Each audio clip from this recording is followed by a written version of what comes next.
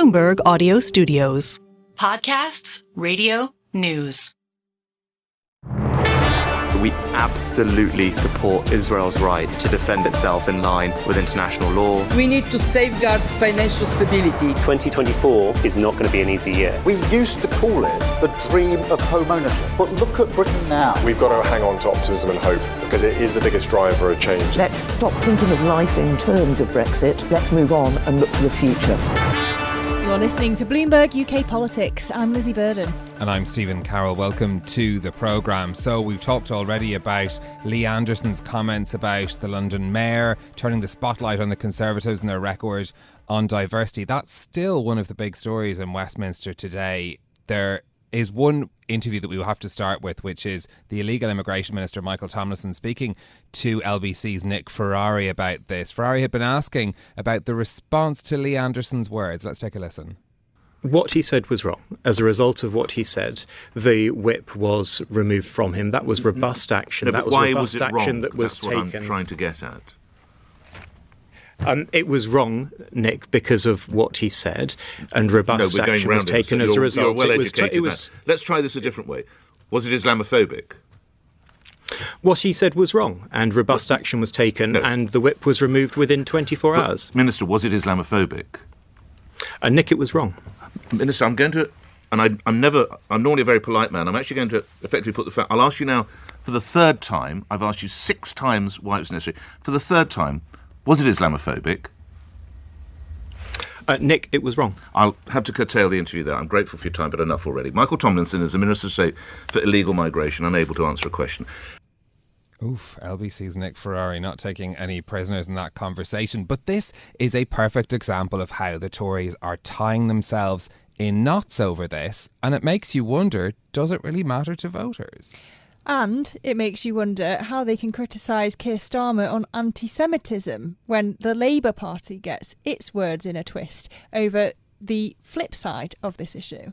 Look, it's an example of how difficult things are at this point in the electoral cycle, where nobody wants to alienate anyone else. Particularly, we know that Lee Anderson does have supporters. He's also got a very big platform, so he could be a very difficult person if you were to upset him too much. But this becomes, you know, a much bigger story than perhaps it otherwise would, because of people like the minister that we heard there trying to walk this line, which seems a little bit nonsensical, frankly. Yeah, and speaking of Tory feuds, the Business and Trade Secretary Kemi Badenoch has an arch nemesis, the former chairman of the Post Office, Henry Staunton. They've been arguing over who bears the blame for not compensating victims of the Post Office scandal fast enough. He's going to be giving evidence to MPs later. So the distractions from what messaging the Tories need to get back to, which is their plans for the economy, just continue. Yeah, look, and as we'll get on to a little bit later as well, on the countdown to a budget when the government should be hoping to get everyone very excited about measures that could be announced just next week as well. So we wanted to talk about this political narrative as it's playing out. Let's bring in the founding director of JL Partners, Tom Lubbock, for more on this. Tom, good to have you with us on the show. So we've got rows over who said what at the post office. We've got rows over comments that Lee Anderson made and whether or not members of the Conservative Party are willing to admit that they were Islamophobic. Are these the sort of issues that voters care about? Good to speak to you, Stephen. I mean, in one sense they are, but not in a positive way. So we obviously speak to the public in focus groups and through the medium of opinion polls. And one thing you hear over and over again is that people dislike the chaos and the confusion and the uncertainty that the last few years have brought. Now, obviously, the impression that the public have got stems from several things, including the change of prime ministers. But it kind of doesn't matter what the cause of it is. If it's the Speaker having a row with the SNP, if it's a row about Lee Anderson's comments, if it's Labour in anti-Semitism problems, then a large portion of the public just see uncertainty, confusion, and disarray, and I think they don't like it. And unfortunately for the government, they tend to blame the government, and so it kind of matters in that sense. But clearly what your question is getting at is, are there more important issues? And the short answer is yes. And what are they, apart from people wanting stability? What do voters look at to make up their minds? Yeah, a great question. I mean, when you're thinking about the election that's coming up in a few months' time, there's a kind of trifecta that is a good starting point to think about. That's the economy and cost of living top, it's health and the NHS second, and it's immigration and asylum third.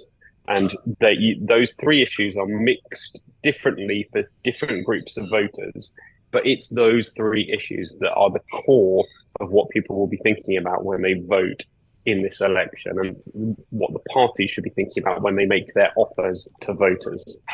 So do controversies like those that we've been talking about serve to disengage people from politics? Are people more likely to not vote if these are the sort of subjects that seem to be dominating in the political world? I mean, in as much as, I have to say that the scale of these latest rows, I imagine very few of the public have actually noticed, and certainly not in even if they've noticed, they won't have noticed in a kind of concrete enough way to be able to recount any of the specific details of the story. And in some sense, who can blame an average member of the public who's got so many better things to do than worry about like rows in Westminster? So I don't think they'll have any impact in that sense. But it's just really noticeable in the last few weeks that the Conservative message has not been getting out there. I've hardly heard anyone say back to square one, or Keir Starmer doesn't have a plan, we have a plan. And so from that point of view, it's an opportunity cost for the Conservatives in that they're not getting their message out there. And likewise for Labour as well, they've got work to do to convince the public of Keir Starmer and exactly what they stand for. And so in that sense, there's a real cost in terms of the two parties, but I don't think it's going to make any difference to turnout or whether people vote. Well, even if Tory MPs aren't on message, it seems the message is right, at least. Sunak's top priorities are exactly what you said voters care about: the economy, the NHS, immigration. When all of this goes wrong, is it directly to Labour's gain? I think have to say that if you go to a standstill position, if we just fought the election, in a few months' time, and nothing happened between now and then other than Westminster rows, that would be greatly to Labour's advantage. But I think the interesting thing that I can add to the commentary on this is that Labour do still have a lot of work to do. I think that lack of oxygen is a cost to them too, that lack of kind of oxygen of getting their message out there. And, people are yet to be thoroughly convinced on Keir Starmer. They don't know what he stands for. And I think, the standstill position, it's looking, does look very positive for Labour, but I think they will want to improve their position by convincing voters of what Keir Starmer stands for and of what the Labour Party would do if they got into power. And they need to do that between now and the election. And any week where these rows are taking airtime and oxygen from that is a bad thing from the Labour point of view as well. It's probably worse for the government, but bad for Labour too. What's the ideal timeline then for Labour to start showing its hand? It's a frequent criticism that we've heard, not only weekly in Prime Minister's Questions, but elsewhere as well from other groups, that there isn't a lot of detail on Labour's policy proposals. How far out from an election does the party need to make its stance clear? I mean, that's about as polite a way as I've ever heard it put, the lacking in detail. I mean, thank you. I'm known for my manners, if nothing else. Yeah, there's a substantive point that they obviously, when faced with choices between more radical policies and more small C conservative approaches, Labour have always chosen to ditch the radicalism and go for the small C conservatism since Keir Starmer became leader. So, I mean, there's certainly a substantive point to it. When should they start telling the public? Well, I mean, I can understand this keeping your powder dry, but I think there was an opportunity 2 years ago for Starmer to really set his stall out and to convince voters. Having not done that and having got this reputation for flip-flopping and for standing for very little, I guess they're waiting till right in the last moment for the campaign to kind of change everything. I think the 2017 election shows that there's some wisdom behind that. But then there's also the risk that you leave it too late and that you don't actually get your message through in time. Just very briefly, Tom, later in the show we're going to discuss calls for an increase in defence spending. How much of a priority is that for voters? Yeah, I'd say foreign relations and defence isn't really one of those issues that the public tend to vote on for the most part when it comes to general elections. Now, clearly, this time around, we've got the war that is going on between Israel and Hamas in Gaza. And so clearly that will be very salient for a small group of voters. But there is a kind of overarching sense of these party brands and, people want parties that keep the country secure. And there's a level at which that would become salient. And I think increasing defence spending is a positive with voters. It's just not going to be one of those like nuts and bolts issues that the election is fought on. But definitely there's room there for both parties to kind of convince voters that they are the party of defence and security. Okay, Tom Lubbock, founding director of JL Partners, thanks so much for joining us on the programme. The head of the manufacturing lobby group Make UK has been laying out his vision for the economy ahead of next week's budget. It includes changing the rules on capital spending, scrapping annual budgets and potentially splitting up the Treasury into separate finance and economy ministers. Joining us now to discuss these ideas is Make UK's Chief Operating Officer, Ben Fletcher. Ben, great to have you with us. These are very big ideas when it comes to management of the economy. What's the idea here? I think they are very big ideas, but I think this is what we need at this stage in the development of industry and as the wider economy seeks growth. We've actually had a fantastic year in manufacturing. We are still one of the 10 biggest manufacturing nations on earth. And in the last 12 months, we've actually overtaken France to move from 9th to 8th in the global league table. So British manufacturing is strong, it's healthy, and it's a sector that is in a position where it can start to grow. What we're looking for, I think, is a recognition from government that we're a huge part of the economy, that there is real potential there, and we are making some fairly radical requests of government, and indeed in what's likely to be an election year, the opposition parties as well, because what we're saying is there's a kind of hidden gem here within the economy. It could deliver you some really substantial growth.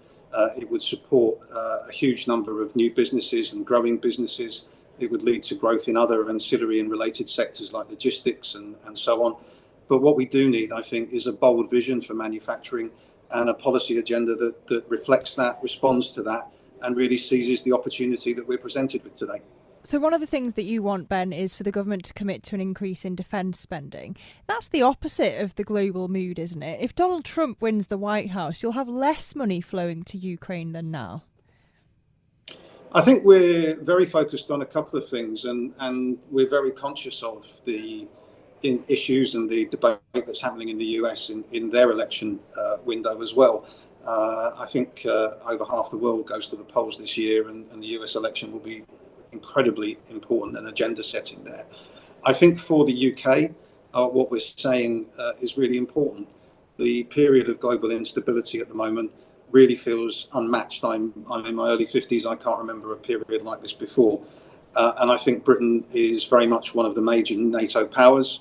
I think we face serious risks as a result of Russian expansionist policies and European and global instability. And in some respects, even if the American path is one of more isolationism, it's going to put an even bigger burden on the European powers to be ready to deal with some of what might be some pretty shocking and worrying risks and threats over the next few years. And I think our position is, if we're going to do that, we need a plan for that. We need to be ready for that, because you can't be caught cold in terms of having the ability to build munitions. You can't suddenly turn that capability on overnight. And I think from a policy perspective and an industrial preparation perspective, we face a very difficult and uncertain future. We want Britain to be ready for that. And what we're saying on behalf of our members in the security and defence sector is that you need to step up your position if we want to be able to deal with what might be a very serious set of risks and issues over the coming years. And if America does pull back, that's going to put even more responsibility on the big European countries to be ready to do their bit.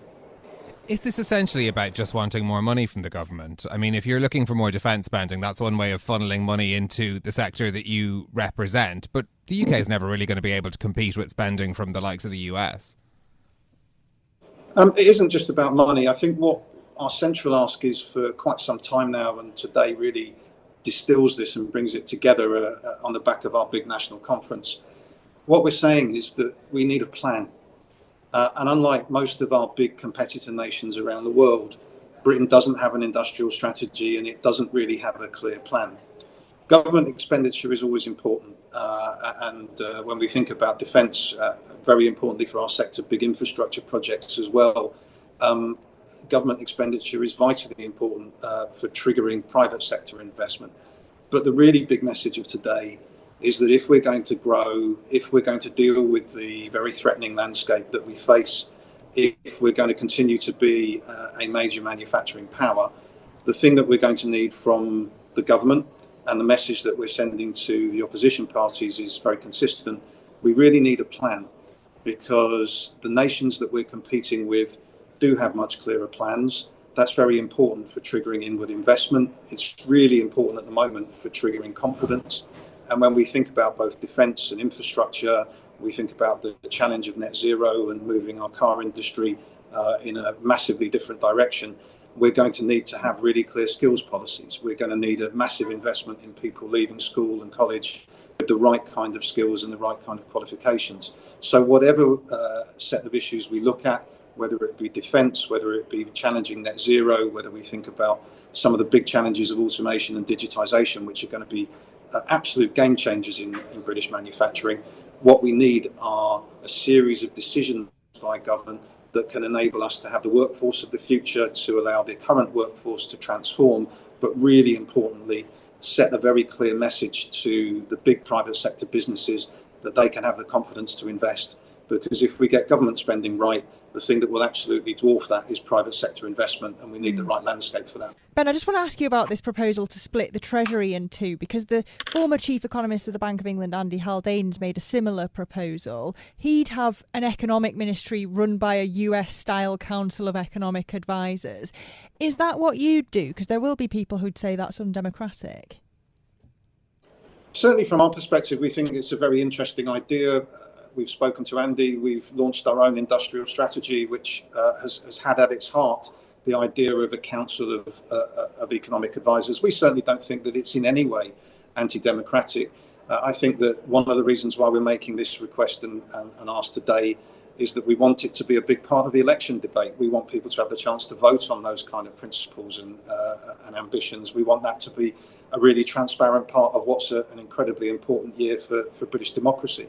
I think one of the important things that we've learnt, and I think many people have seen, is that as a country, we're lagging behind in productivity, we're lagging behind in private sector investment, and we are not maintaining the sort of grip of maintaining and growing our big national infrastructure. Do you see the Labour Party as being more ambitious than the Conservatives in this area? How would you compare the two's approach to this?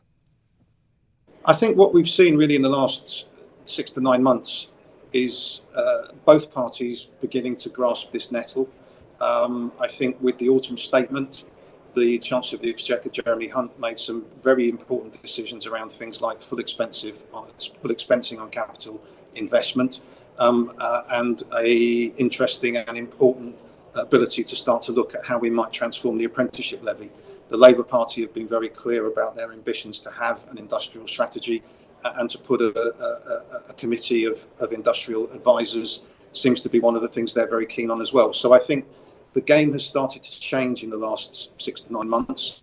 Both parties, I think, realise the importance of this issue, and very, very welcome from our perspective.